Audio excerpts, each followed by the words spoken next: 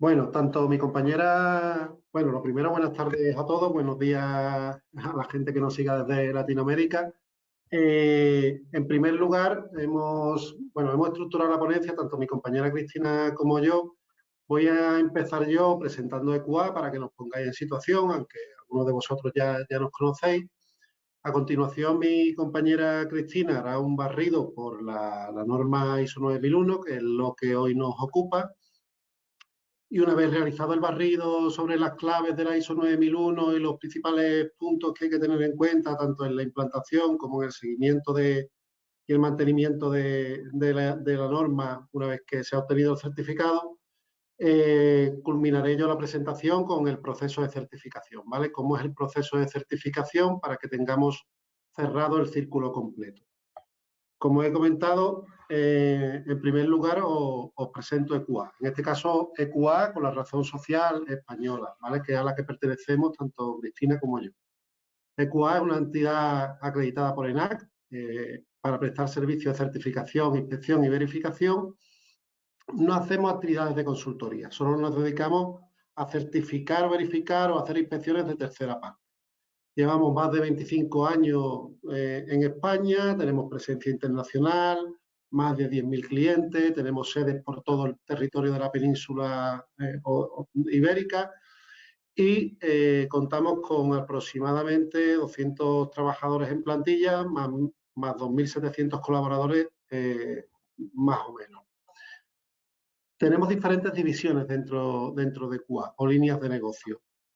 Nos diferenciamos por ser una entidad de certificación que apuesta por servicios innovadores. No hacemos nada de certificación de productos, sino nos centramos principalmente en servicios ESG, servicios para el gobierno o el buen gobierno de las organizaciones. Dentro de las líneas de negocio que tenemos, la más antigua es la de sistemas de gestión, certificación de sistemas de gestión, que es lo que hoy nos ocupa, ¿no? Que tenemos acreditación en las principales normas, ISO 9001, 14001, 45, somos líderes en el sector aeronáutico y otra serie de acreditaciones en otras muchas normas y hacemos certificaciones en normas de las cuales no existe acreditación en España, pero sí que podemos certificar de tercera parte. En otra de las líneas de negocio principales en EQA es la certificación de proyectos de I+D+I.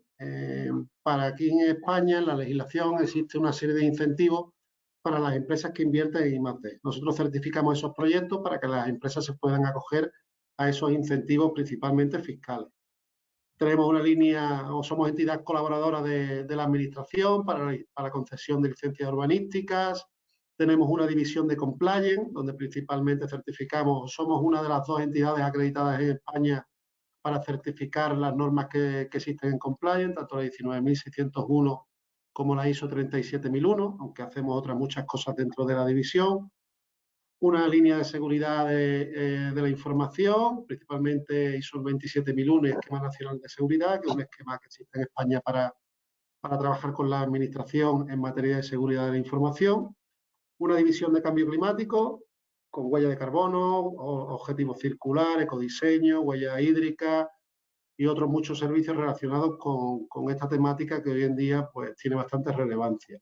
Finanzas sostenibles, certificamos proyectos para que reciban financiación demostrando que esos proyectos tienen un componente sostenible y así poder ganar inversores. Por ejemplo, hemos certificado los bonos soberanos del Gobierno de Chile, por ejemplo, una línea de responsabilidad social corporativa con verificaciones de memoria de sostenibilidad. Aquí existe una ley también que obliga a las empresas a reportar, también hacemos ese tipo de verificaciones, alineamientos con los objetivos de desarrollo sostenible.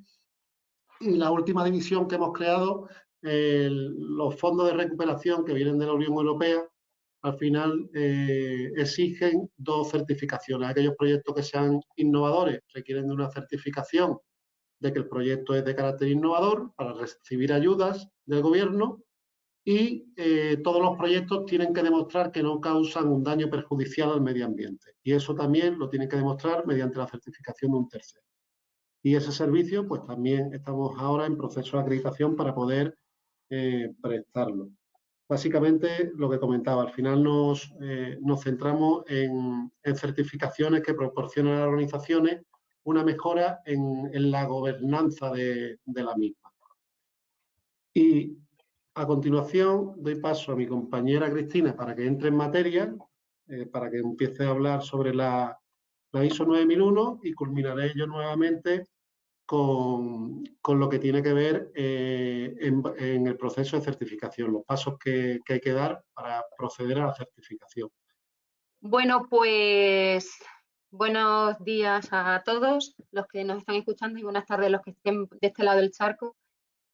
En mi caso lo que he preparado es una presentación muy sencillita y bueno, digamos un acercamiento, ¿no? Es unas líneas generales y básicas sobre los principios generales que priman en cualquier sistema de gestión. Lo he referido casi todo, la perspectiva que le he dado es desde el punto de vista de lo que es la norma más, por así decir, más relevante o la que pueda suponer, digamos, los principios generales y que luego se pueden trasladar y que encuentran trazabilidad en otros sistemas, como es la 9001 de calidad. Yo soy responsable de calidad 9001 y 14001 en medio ambiente, pero creo que si vemos el enfoque desde el punto de vista de calidad, pues damos una visión, digamos, que se pueda extrapolar, ¿no? a otros esquemas. Entonces, bueno, en estas líneas que veamos, lo he dividido en 4 puntos, o sea, en primer lugar, objetivos en objetivos de los sistemas de gestión. Segundo lugar, el punto de partida. Luego un poquito de desarrollo y acabamos con una breve interpretación de puntos de norma, de los puntos de la norma, en concreto de la norma 9001. Pues dentro de los objetivos, digamos que lo que se persigue pues, teniendo un sistema de gestión dentro de las organizaciones es fundamentalmente estandarizar y organizar los procesos internos de cualquier organización. En segundo lugar, pues orientar esos procesos a la consecución de una serie de resultados. Perdón, Luis, ¿puedes pasar la transparencia para que se vaya viendo en paralelo? Ahí, gracias. Esta consecución de resultados, pues digamos que están enfocadas a minimizar errores y pérdidas dentro de las organizaciones, como primer punto. Como segundo punto importante, pues está, digamos, conseguir la eficacia y la rentabilidad de los procesos internos. Y en tercer lugar, digamos que es un punto, pero más bien una consecuencia, es la mejora del ambiente de trabajo. Digamos que es una consecuencia de que todo funciona, se minimizan errores, se consigue sacar la máxima rentabilidad y eficacia de los procesos, pues esto digamos que como una consecuencia inevitable y deseosa por otra parte es la de la mejora del ambiente de trabajo de la organización. Otro de los objetivos es, como decía Margot, no solamente es la consecución de bueno, pues vamos a organizar todos estos procesos y vamos a organizar a la organización para que consiga una certificación, sino luego, digamos, lo interesante de todo esto es perseguir la mejora continua, ¿no? Es esto que hablamos del mantenimiento del sistema de gestión y, por ende, de la certificación, que es al final el objetivo final de casi cualquier empresa que quiera implementar un sistema de gestión. Y por último, lo he puesto en cuarto lugar, aunque probablemente sea una de las premisas de cualquier implantación de sistemas de calidad, es conseguir la satisfacción de clientes. No es menos importante, pero bueno, en el orden, digamos, cronológico que he puesto ahí, pues lo pongo en el último lugar. Pero como bien digo, pues probablemente sea una de las primeras, uno de los primeros puntos a tener en cuenta. Pues comentados un poco eso que son los objetivos de implantar o de, digamos, de abordar, ¿no? Un sistema de gestión de calidad en las empresas. Lo que he querido comentar a continuación y que podéis ver en esta presentación es cuál es el punto de partida, ¿no? O sea, cómo se inicia todo este proyecto dentro de una organización que, digamos, quiera acometer este proyecto y, bueno, pues se lo plantea como un nuevo reto. Bueno, partimos de la base de que los sistemas de gestión basados en la norma ISO 9001 parten de un enfoque de procesos a procesos. Entonces, como su propio nombre indica, básicamente la clave para el inicio de estos sistemas de gestión se concentra en los procesos de la organización. en los procesos que son necesarios y que intervienen para que cualquier organización haga provisión de sus productos o lleve a cabo la prestación de sus servicios. Entonces, dentro de este, digamos, dentro de esta, bueno, de este conocimiento que hay que tener sobre los procesos, en primer lugar, estaríamos en una fase de saber identificar cuáles son todos esos procesos y etapas que intervienen. En segundo lugar, probablemente sería determinar cuál es la secuencia o el flujo, ¿no?, que siguen todos estos procesos desde que tenemos, digamos, un poco la necesidad del cliente hasta que liberamos nuestro producto o servicio. Entonces, hacer un flujograma o una secuenciación de estos procesos. Posteriormente, pues definir qué incluyen estos procesos, ¿no? Cuáles son sus entradas, sus salidas, cuál es la operativa de cada uno de estos procesos o actividades, quiénes son los responsables. Ahí indico documentado o no, porque en esto de definir sistemas de gestión bajo normas ISO, pues ha habido, pues al igual que la norma ha evolucionado, pues también ha habido una evolución de requisitos. Lo que antes siempre se pedía que estuviera de alguna forma documentado, digamos que ahora la norma ISO 9000 en su versión 2015, que es la última, pues da un poco más de holgura, ¿no? Entonces yo siempre digo que esto queda un poco más a criterio de las organizaciones o de lo que una empresa considere que es más necesario o no, si le aporta o no. Entonces, bueno, de ahí el comentario de definición documentada o no de estos procesos. Otra cuestión importante dentro del punto de partida es conocer cuáles son las expectativas del proceso, es decir, qué resultados esperamos de cada una de esas actividades. Y por último, sería, digamos, medir, ¿no? Ver el resultado que está basado en el seguimiento y medición de esos procesos y ver de alguna forma cómo queremos medirlo y cómo analizarlo con respecto a esas expectativas que decíamos en el punto anterior, ¿no?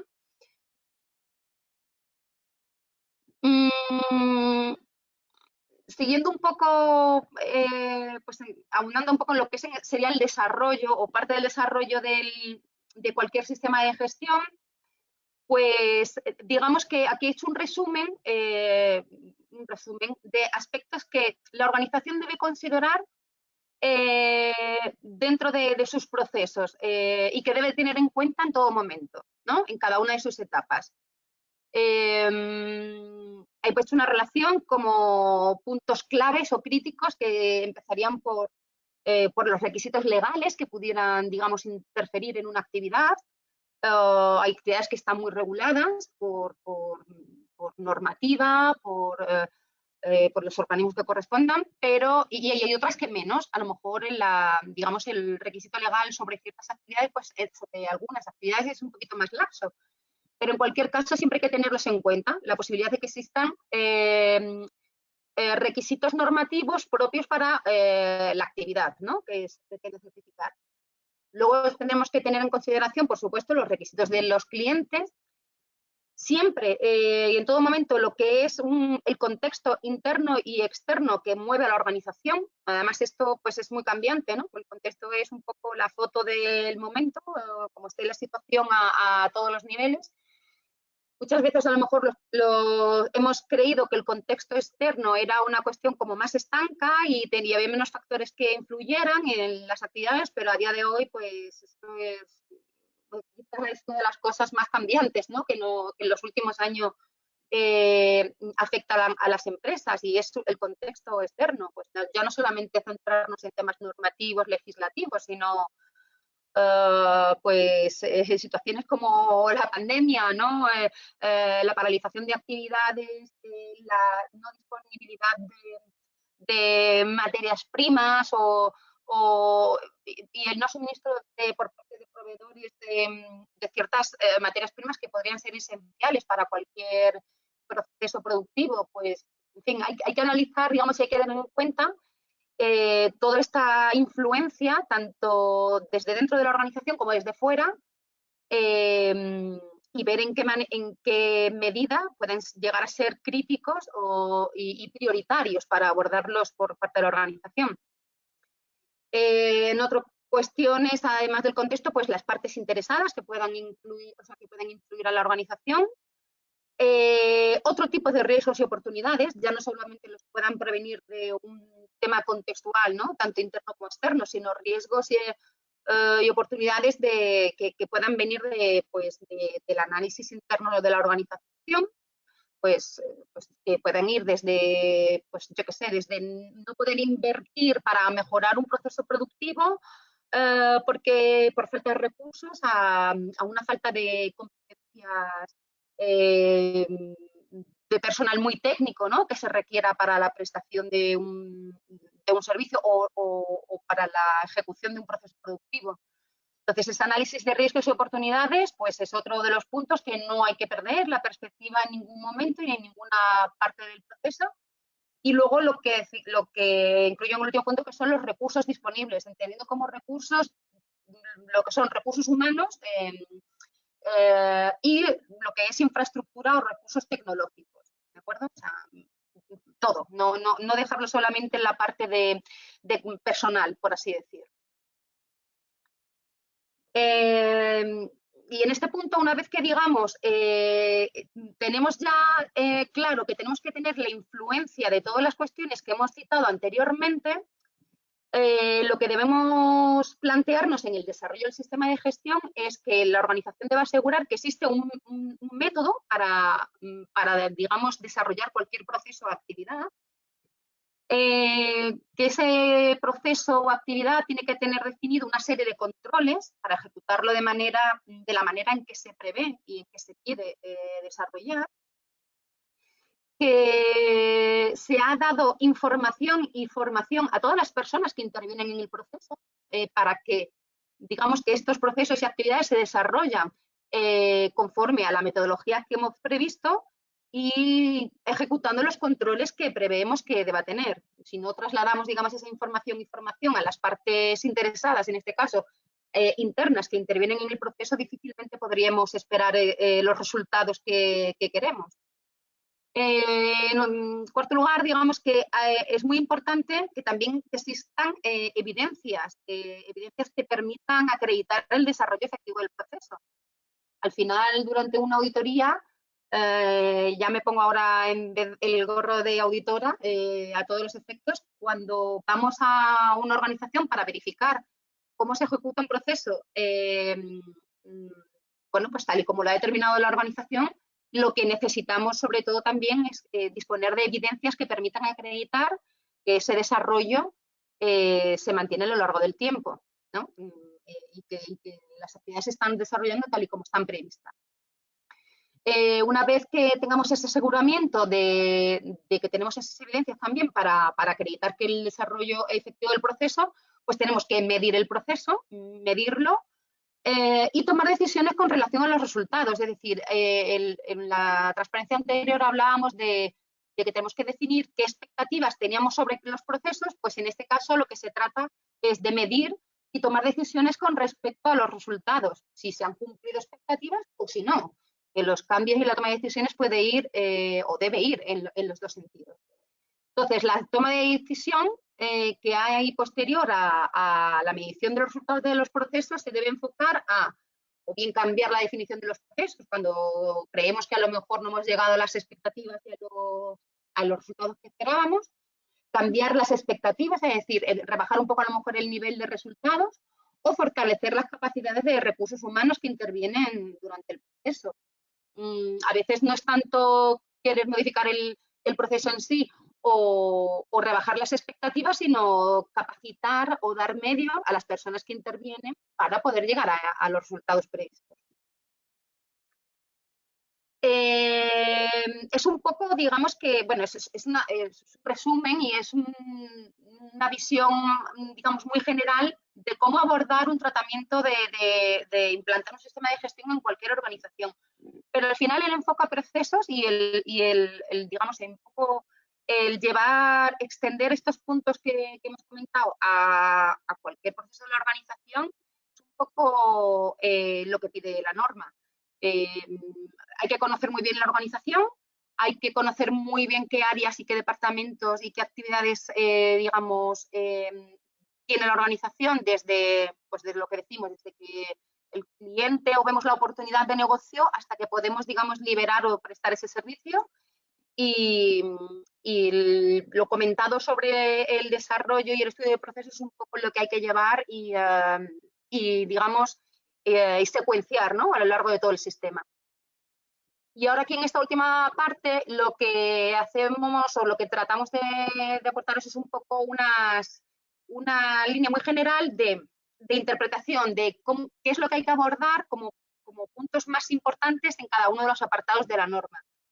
Entonces, por así decir, bueno, la norma se estructura en 10 apartados, bueno, se inicia en el apartado número 4, del 4 al 10, y entonces, bueno, pues en el apartado número 4, digamos que lo que hay que dejar claro y lo que hay que definir como punto de partida es qué actividad queremos certificar, qué posibilidades tenemos de justificar puntos que no nos apliquen, pues porque la actividad en sí misma no conlleve, pues, por poner un ejemplo de uno de los puntos más claramente excluibles dentro de cualquier sistema de gestión, el diseño y desarrollo.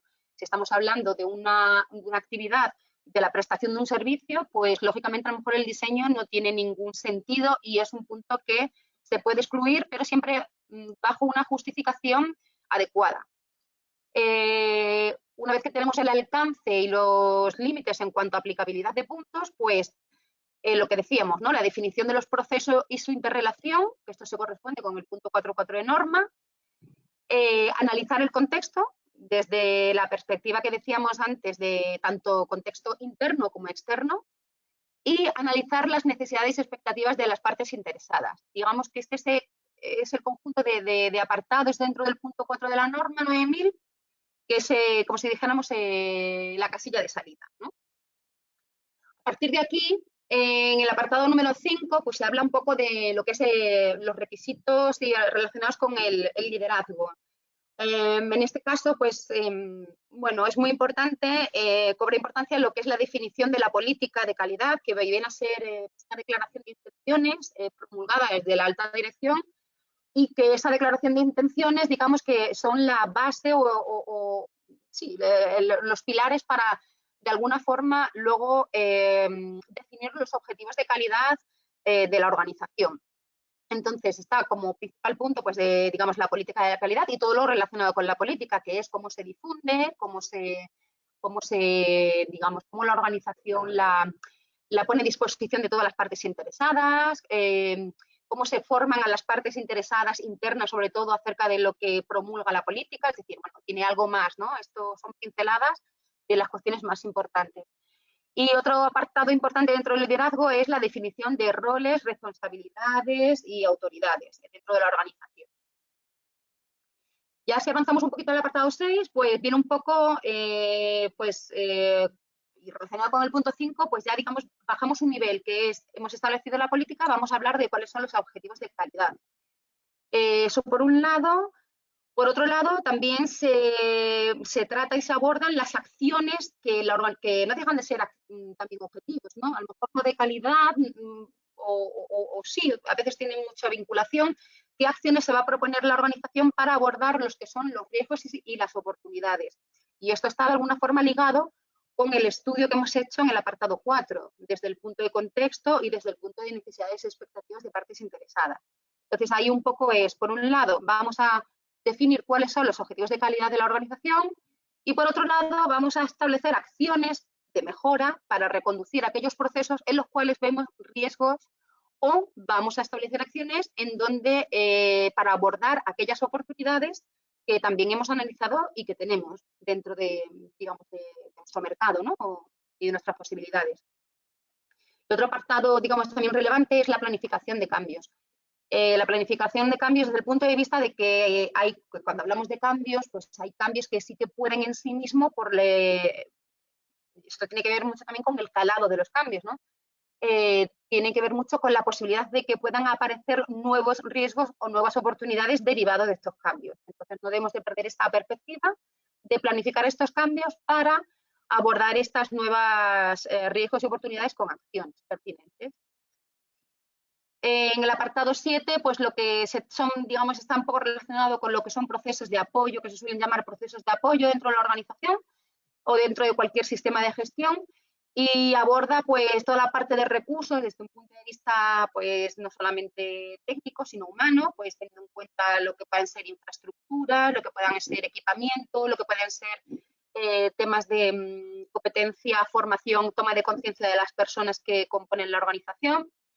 También se trata los flujos y los planes de comunicación que se establezcan dentro de la organización.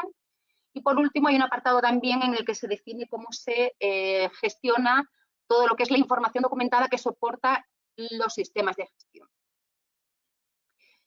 Y llegamos al punto 8, que realmente el punto 8 es, digamos, es el bloque más, más práctico o que una empresa al final entiende como más sencillo de interpretar de la norma, porque al final de lo que se trata es, mediante una serie de etapas que ahí resumimos como planificación, los requisitos de productos y servicios, diseño y desarrollo en el caso que apliquen, compras y control de servicios subcontratados, liberación de productos o servicios y control de salida no conforme, realmente es, digamos, todas las fases que van desde el inicio en un proceso de planificación o de producción hasta la liberación del mismo, ¿no? El primer punto del 8.1 estaríamos hablando de planificación pura y dura de las actividades. En el segundo caso estaríamos viendo o tratando la parte comercial, cómo se gestionan los requisitos con los clientes, que es el punto 8.2. El 8.3, como decíamos, es si aplicar el diseño y cómo se ejecuta y se integra el diseño dentro de la prestación del servicio. En el cuarto, que es el punto 8.4, pues estaríamos hablando del control sobre lo que son compras y subcontrataciones. En el 5 estaríamos hablando de la producción pura y dura y el control de esa producción o prestación del servicio. El punto 8.6 estaremos hablando de cuáles son los requisitos que consideramos los pertinentes para la liberación del servicio o del producto, según se trate la organización. Se gestionan lo que son las salidas de no conformes o no conformidades o, productos o servicios que no cumplen los estándares que previamente la organización ha definido. Y ya por último nos quedan los apartados 9 y 10 de la norma, en el que, bueno, el apartado 9 trata, de alguna forma, los resultados que la organización tiene sobre el seguimiento y medición de los procesos, todo lo que habíamos visto en la primera parte de la exposición, pues que sobre cada proceso hay que definir unas expectativas de resultados y medirlas. Bueno, pues digamos que en el apartado 9 lo que se trata es de evidenciar ese seguimiento y medición de procesos, entre los cuales está la medición y satisfacción de cliente, que es un apartado propio de la norma. Y luego dos cuestiones que son la auditoría interna y la revisión por la dirección. Son unos puntos un poco más especiales que, digamos, la auditoría interna es el proceso, digamos, el piloto que debe acreditar cualquier organización que, digamos, implanta un sistema de gestión que posteriormente quiere llevar a certificar, pues, digamos, es la prueba piloto que hace sobre ese proceso, que puede hacer con recursos propios y donde lo único que se trata o lo único que la norma pide es que quien audite sea alguien imparcial al proceso auditado, o sea, que no sea parte juez. Entonces, digamos que hay que hacer esa prueba piloto, esa auditoría interna que se llama, y luego está la revisión del sistema de gestión por la dirección, que viene a ser un barrido por todos los puntos de la norma, desde el punto 4 prácticamente hasta el punto 10, pues un barrido y digamos, una revisión de apartados y toma de decisiones, que también suele coincidir como la auditoría interna, pues que se realiza periódicamente, una vez al año y siempre antes de la auditoría externa correspondiente, que ahora, bueno, pues es un proceso que explicará mi compañero ahora a continuación. El apartado 10, bueno, es lo que se llama mejora continua, que es cómo se gestiona, digamos, las incidencias, las acciones que se utilizan utilizan dentro del sistema y de la organización para reconducir procesos, las mejoras que se implementan dentro de la organización pues, para abordar los riesgos que decíamos antes o acometer las oportunidades que comentábamos antes. Digamos que es un poco un resumen de cómo se gestiona, qué acciones se han previsto y la eficacia de esas acciones. Y digamos que es un poco, bueno, pues aunque sea bueno, pues un barrido muy rápido, ¿no? No sé si va a poder parecer muy denso, ¿no? Pero bueno, es un barrido muy rápido por todo, por lo que es la norma y la implementación de cualquier sistema de gestión. Bueno, pues creo que puede ser una buena aproximación y bueno, pues en cualquier caso, como decía Margot, pues aquí estamos para cualquier duda que quieran comentar pues al final de la exposición. Bueno, pues sin extenderme demasiado, Cristina explica perfectamente un barrido por la norma de los puntos que integran y yo voy a hablar del proceso de certificación, ¿vale? Una vez que la empresa ha implementado los requisitos de la norma, pues vendrían las entidades de certificación a comprobar que realmente todos los puntos están contemplados y están contemplados de manera correcta. Antes de entrar en el proceso, voy a poner un poco en contexto. Existe una organización internacional que es IAF, a la cual pertenecen todas las entidades de acreditación nacionales. Para cada país hay una entidad de acreditación. En España está ENAC, en México está EMA, en Estados Unidos, por ejemplo, está NAB.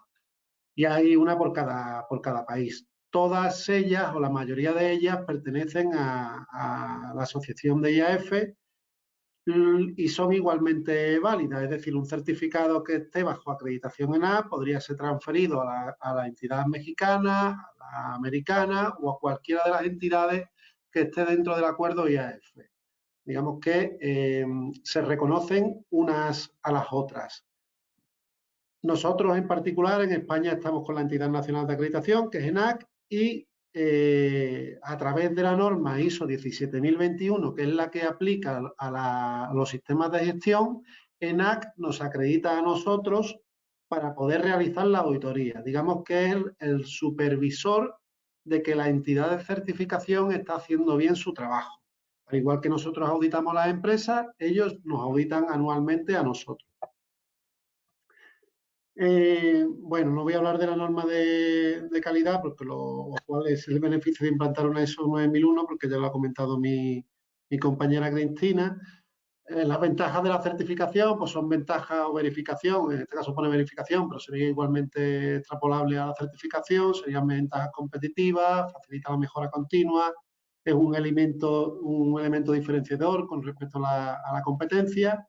Las normas tienen un reconocimiento internacional, mejoran la imagen de la empresa, permite optar a mercados restringidos. Hay algunos clientes que te exigen estar certificados para poder contratar con ellos. También con la contratación pública, uno de los requisitos puntuables o exigibles es disponer de ciertas certificaciones, inspira confianza y fidelidad a los clientes, mejora las buenas relaciones públicas y con la comunidad, y demuestra a los clientes y proveedores el compromiso con la buena gestión de la empresa. Aquí pongo proceso de certificación de ISO 9001 porque es el tema que nos atañe hoy, pero sería extrapolable a cualquier otro sistema de gestión, ¿vale? El proceso de certificación realmente es el mismo para todas las normas, ya sea 9001, 14001, 45 o la integración de esto. Comenzaría con una planificación, luego se realiza una fase 1, tras la fase 1, si es satisfactoria y una vez superada, iríamos a fase 2. Si la fase 2, el resultado es satisfactorio una vez resueltas las no conformidades, procederíamos a la emisión del certificado.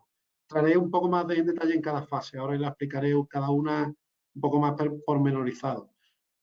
El certificado se emite por 3 años, pero la empresa está obligada, para mantener su certificación, a realizar una auditoría anual. El ciclo de certificación, una vez certificada la empresa, sería el primer año un seguimiento, el segundo año otro seguimiento y el tercer año, como es el año que caduca el certificado, habría que hacer una renovación. En la inicial y la renovación se auditan todos los puntos de norma, mientras que entre los seguimientos hay algunos puntos que son obligatorios auditar, pero hay otros puntos que se pueden repartir entre ambos seguimientos. Por eso el tiempo de auditoría suele ser mayor bueno, es mayor en iniciar y renovación y algo menor en los seguimientos. La planificación, la primera fase es la planificación. Bueno, pues al final, en la fase de planificación, una vez que un cliente ha contratado una auditoría porque ya tiene su sistema implantado y está algo rodado, pues el objetivo es acordar el calendario de certificación. Se confirman los datos con el cliente, se confirma un equipo auditor que sea competente para realizar la auditoría. No todos los auditores tienen competencia para auditar todos los sectores. Tiene que tener un cierto conocimiento sobre el sector que va a auditar. Bueno, por los aspectos críticos, al final, pues planificar con antelación, sobre todo para pues tener auditores en las fechas en las que el cliente quiere realizar sus auditorías.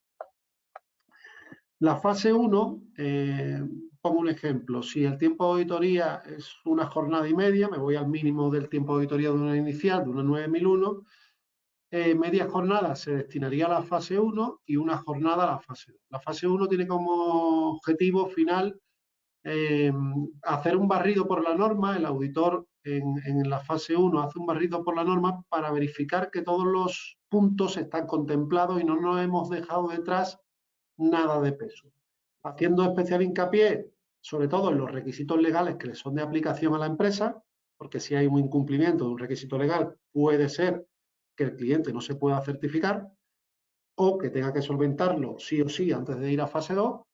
Y sobre otro de los principales objetivos de la fase 1 es definir el alcance. Desde la parte comercial, el cliente solicita una actividad a certificar, pero en la fase 1 es cuando realmente se verifica si esa actividad es la que realiza el cliente y si el alcance es acorde con aquello que hace el cliente.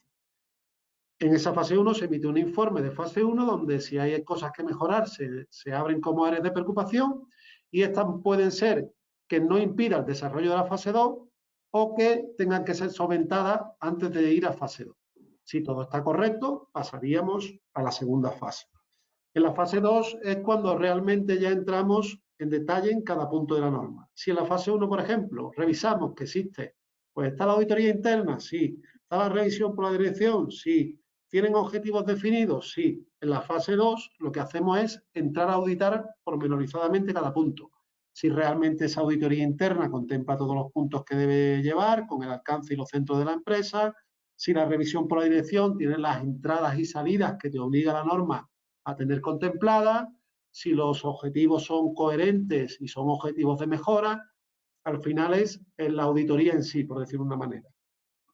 Una vez realizada esa fase 2, el auditor jefe emite un informe de auditoría con no conformidades si las hubiese, que son desviaciones de los puntos de norma.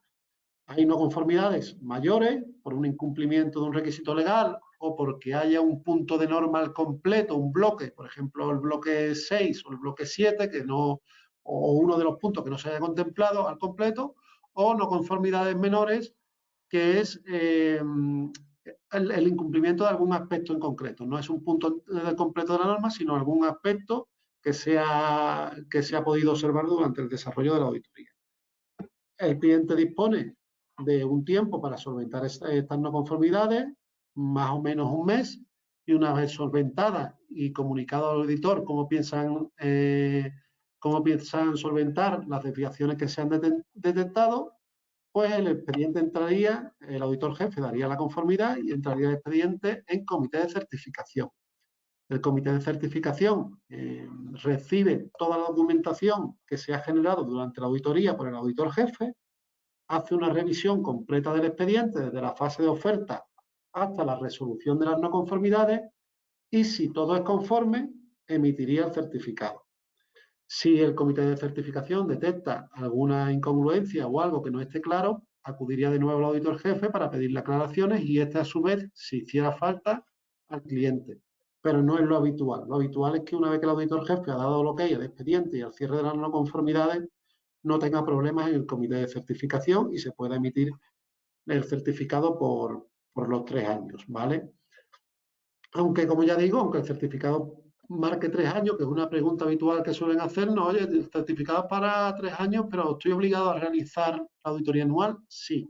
Si no la hiciese el cliente, empezaría con una suspensión del certificado si superan los plazos establecidos y su calendario, y si no se supera si durante esa suspensión no han realizado la auditoría, procedería a retirar el certificado y el cliente tendría que empezar de nuevo, ¿vale?